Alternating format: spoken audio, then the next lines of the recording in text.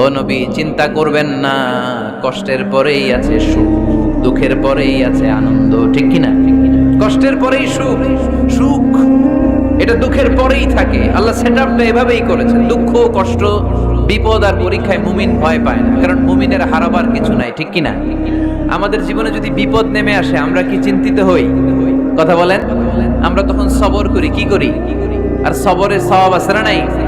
কারণ মুমিন জানে, রাত যত গভীর হয়, অন্ধকার তমানিসা ভেদ করে সুবহে সাদিক হয়। মুমিন জানে, গর্ভবতী নারীর পেটের যন্ত্রণা যত বাড়তে থাকে, নতুন মেহমান আগমনের সময় ঘনাতে থাকে। ঠিক কিনা? মুমিন জানে, মুমিনের উপর বিপদ কষ্ট যত বাড়তে থাকে, সুখের সময় ঘনাতে থাকে, কাছে আসতে থাকে। চিল্লায় বলেন ঠিক কিনা? এজন্য আল্লাহ বললেন, ফাইন্না মাআল উসরি ইউসরান, ইন্না মাআল উসরি ইউসরা। ও নবী, চিন্তা করবেন না, পেরেশান হবেন না। মাক্কি জীবনে আপনার দুঃখ কষ্ট, কিন্তু কিছুদিন পরেই মাদানী জীবনে আপনার জীবনে সুখ নামিয়ে দিবে কে? আপনার জীবনে আনন্দের বন্যা বইয়ে দিবে কে? মোটিভেশনাল সূরা, পেইন রিলিভিং সূরা। আপনি বিপদে পড়লেই এই আয়াত নিয়ে চিন্তা করবেন যে বিপদের পরেই আনন্দ আছে, কষ্টের পরেই দুঃখ আছে। সমস্যা যেমনি আছে, সমস্যার সমাধানও। কথা বলেন, সমস্যা যদি থাকে ওইটার সমাধান আছে না নাই? Allah never creates a lock without its key. Allah এমন কোন তালা বানায় নাই যেই তালার জন্য চাবি বানায় নাই। ঠিক কি না? তালা যদি বানায়, ওই তালার কি আছে? সমস্যা যদি থাকে, ওইটার কি আছে? এজন্য কষ্টের পরে আনন্দ, দুঃখের পরে সুখ চিন্তা করার সুযোগ নাই। সবশেষ আল্লাহ গাইডলাইন দিলেন। প্রথম গাইডলাইন, ফাইদা ফারাগতা ফানসাব ওয়া ইলা রাব্বিকা ফারগাব। ফাইদা ফারাগতা ফানসাব। হে নবী, যখন আপনি দাওয়াতি কাজ করে করে, রাষ্ট্রীয় কাজ করে করে একটু ফুরসাত পাবেন, অবসর পাবেন, ফানসাব ফিল ইবাদা, আপনি একটু ইবাদতে মশগুল হয়ে যান, আপনি একটু দোয়ায় মশগুল হয়ে যান। ওয়া ইলা রাব্বিকা ফারগাব, আর আপনার রবের দিকে মনোনিবেশ করুন। ব্যথা যদি পান, কষ্ট যদি পান, আমারে বলেন, অন্যরে বলেন না। কিন্তু আমরা ব্যথা পাইলে শেয়ার করি কোথায়? সবার আগে কি বুকে? ফেসবুক।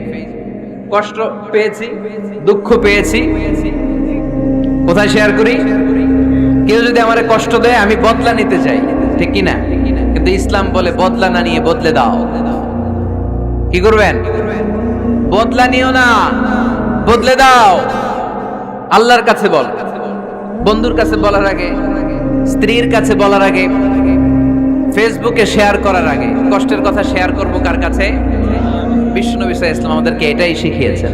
এই শিক্ষার মধ্য দিয়ে গোটা বিশ্বকে তিনি চেঞ্জ করে দিয়েছেন। তার নাম আওয়াজ করে বলতে হবে, তার নাম মুহাম্মদ সাল্লাল্লাহু আলাইহি ওয়াসাল্লাম। এই সূরা থেকে আমাদের জন্য শিক্ষা হচ্ছে, আমরা বিপদে আপদে সব সময় ভরসা রাখবো একজনের উপর। তিনি কে?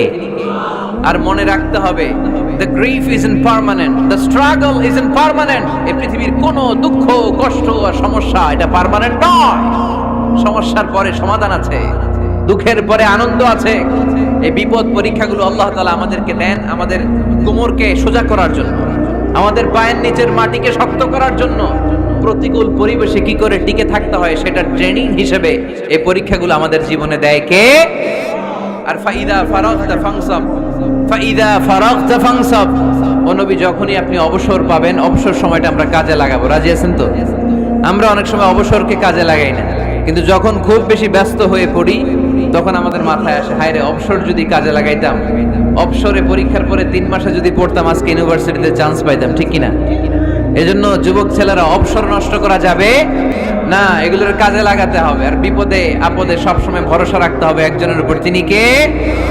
আজকের এই প্রোগ্রাম বাস্তবায়নে যারা সহযোগিতা করেছেন, তাদের সবাইকে আমি শুকরিয়া জানাই।